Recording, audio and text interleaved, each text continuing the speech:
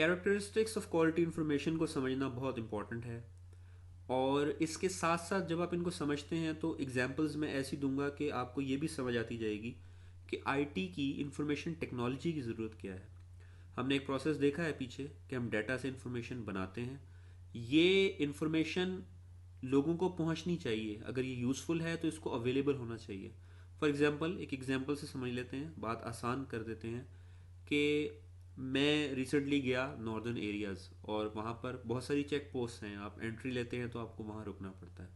अब मैं एक बस में था, साथ कोई 20-25 पैसेंजर्स और भी थे। ये बस रोकी गई चेक पोस्ट पे और सबके आईडी कार्ड लेते हैं वो, वहाँ पे जो सिक्योरिटी पर्सनल वहाँ मौजूद हैं ये आईडी कार्ड लेकर जाते हैं। फिर वो एक स्कैनर उनके पास होता है, उससे ये स्कैन करते हैं आईडी कार्ड को। ये बेसिकली एक वेरिफिकेशन प्रोसेस है।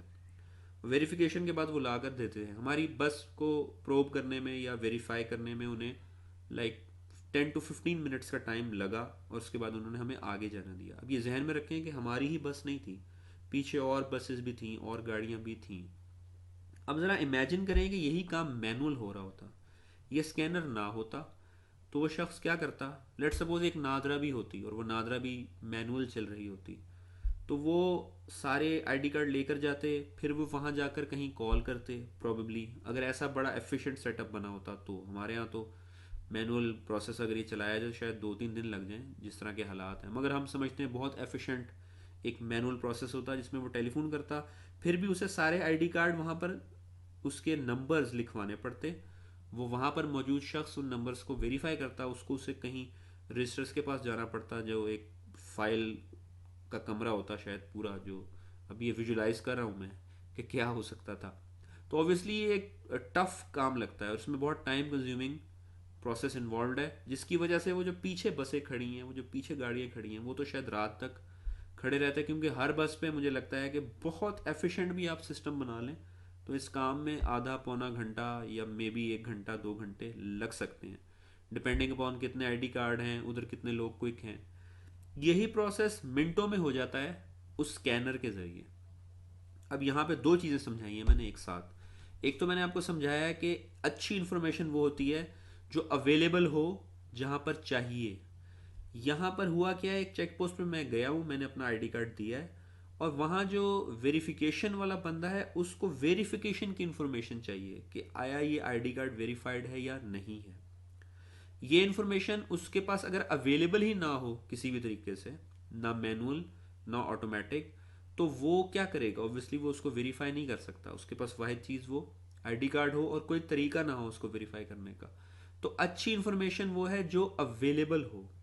इंफॉर्मेशन नादरा के ऑफिस में या नादरा के सर्वर में पड़ी हुई इंफॉर्मेशन है, मगर क्वालिटी इंफॉर्मेशन तब बनेगी जब जहाँ जहाँ चाहिए वहाँ वहाँ उसको अवेलेबल किया जाए। तो ये एक एग्जांपल है जिससे आप अवेलेबिलिटी को भी समझ सकते हैं और आईटी को भी समझ सकते हैं। अब ज़रा जहन अपना थोड़ा खोल लें। हम हर एग्जांपल में यही करेंगे कि ये दोनों चीज़ें समझेंगे कि ये कैरेक्टरिस्टिक क्या है और आईटी ने कैसे बेनिफिट किया है इसको। दूसरा जो है कैरेक्टरिस्टिक वो है एक्सेसिबल। अगर इसको सही में टर्म यूज़ करूं तो हम समझना चाह रहे हैं कि एक्सेसिबिलिटी मैनेजमेंट एक चीज़ होती है, वो क्या है। क्योंकि एक्सेसिबल से चूंकि इसका मतलब करीब करीब अवेलेबल वाला ही है, बाज़ दफ़ा कन्फ्यूजन होती है, तो मैं इसको कहता हूँ एक्सेसिबिलिटी मैनेजमेंट। एक्सेसिबिलिटी मैनेजमेंट ये है कि कुछ केसेस में इंफॉर्मेशन एक्सेसिबल हो, कुछ केसेस में ना हो, कुछ लोगों को हो, कुछ लोगों को ना हो। ऐसी इंफॉर्मेशन होती है, फॉर एग्जांपल आपकी प्राइवेट इंफॉर्मेशन, आपकी डायरी, आप चाहते हैं हाँ मुझे तो एक्सेसिबल हो मगर बाकी लोगों को ना हो। पहले लोग अपनी डायरीज कहाँ रखते थे, वो कहीं लॉक वगैरह में रखते थे, वो भी कभी हाथ लग जाती थी लोगों के। अब आप देखें आईटी ने एक कॉन्सेप्ट दिया है एक्सेसिबिलिटी मैनेजमेंट का, जो आप यूज़ करते हैं, हर कोई यूज़ करता है। अगर आप ये लेक्चर भी देख रहे हैं तो आपने ऑब्वियसली साइन इन किया है, जिसके लिए आपने एक यूज़र नेम और पासवर्ड इस्तेमाल किया है बहरहाल। विच मीन्स कि आपकी कुछ इन्फॉर्मेशन है जो प्रोटेक्टेड है, सिर्फ आपके लिए है, बाकी लोगों को एक्सेसिबल नहीं है। यही प्रोफेशनल इन्वायरमेंट्स में जब हम जाते हैं, कुछ डाटा होता है जो सिर्फ मैनेजर्स को एक्सेसिबल होता है, कुछ सिर्फ डायरेक्टर्स को एक्सेसिबल होता है। हर शख्स के लिए हर डाटा नहीं होता या हर इंफॉर्मेशन नहीं होती। तो एक्सेसिबिलिटी मैनेजमेंट इंपॉर्टेंट है। क्वालिटी इंफॉर्मेशन वो है जिसकी एक्सेसिबिलिटी प्रॉपरली मैनेज हुई हो, और इसको करने के लिए इंफॉर्मेशन टेक्नोलॉजी कितनी ज़रूरी है ये मैंने आपको बता दिया। तीसरी चीज़ है एक्यूरेसी। अब ये तो बहुत ही आसान है, हमें पता है कि एक्यूरेसी इम्प्रूव हो जाती है जब आप मशीन्स को इस्तेमाल करते हैं। उसका सबसे अच्छा जो तरीका हमने पहले यूज़ किया इंसानों ने, वो कैलकुलेटर बनाया ताकि मैनुअल कैलकुलेशंस ना करनी पड़े। मगर अब वो ऑलमोस्ट ऑब्सोलीट हो गया, कंप्यूटर्स आ गए हैं। और इंफॉर्मेशन टेक्नोलॉजी कहते ही इसको है कि आप कंप्यूटर्स को यूज़ करें इस काम के लिए।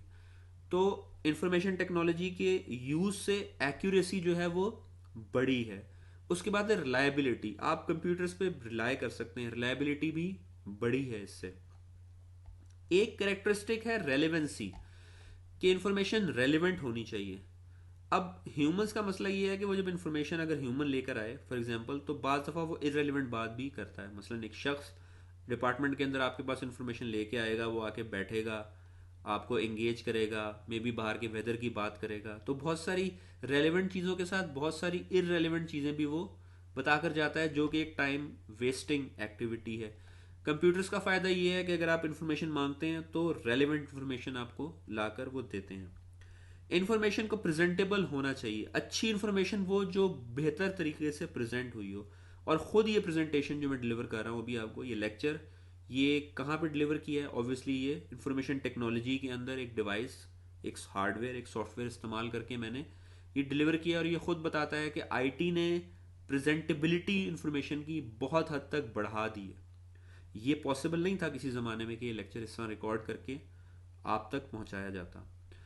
इन्फॉर्मेशन टाइमली होनी चाहिए, जिसकी एग्जांपल देखी हमने ऊपर। टाइमली इन्फॉर्मेशन, ऊपर तो मैंने कहा कि चलें 10-15 मिनट तक जवाब आ गया तो अच्छा हो गया, मगर हम ये देखते हैं कि बास केसेस में ये टाइम सेकंड्स तक इम्पॉर्टेंट होता है। फॉर एग्जांपल, अब ये वो जगह है जहाँ मैनुअल का तस्वुर ही नहीं है।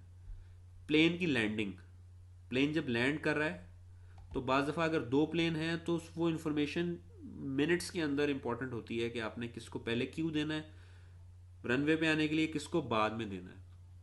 इससे भी ज़्यादा इंपॉर्टेंट वो जब आप स्पेस में एयरक्राफ्ट भेजते हैं, वो कहते हैं कि वो भी सेकंड्स के अंदर डिसीजंस वहाँ पर लिए जाते हैं, कब रॉकेट फायर करना है किस, और उसमें फिर जो स्पीड्स की मेजरमेंट होती हैं वो भी बड़ी एक्यूरेट और बड़ी टाइमली चाहिए होती हैं।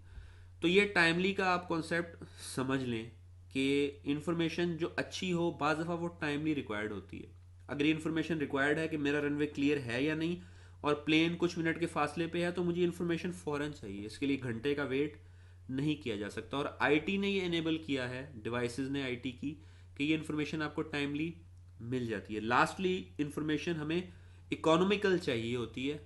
और जो एक एग्जांपल मैंने शुरू में ही दिया था, वैसे उससे भी ये सब समझ आ जाते हैं कि अगर एक ऐसा सेटअप बिठाया हो हमने मैनुअल लोगों का, जो लाखों पाकिस्तानियों का डाटा, करोड़ों पाकिस्तानियों का बल्कि, मैनेज कर रहा हो, और उसको हमने जॉब ये दी हो कि जब फ़ोन आए तो लेट सपोज आधे घंटे में एक आईडी कार्ड का डाटा निकाल के ले आना है, तो उस रिसोर्स की कॉस्ट बहुत ज़्यादा हो जाएगी, क्योंकि इतने लोग बिठाने पड़ेंगे और इतने कमरे आपको चाहिए होंगे और इतने सॉर्टेड इन्वायरमेंट आपको चाहिए होगी वो सारी इन्फॉर्मेशन स्टोर करने के लिए, फिर आप उसका बैकअप और सारा कुछ, इकोनॉमिकल नहीं रहेगा।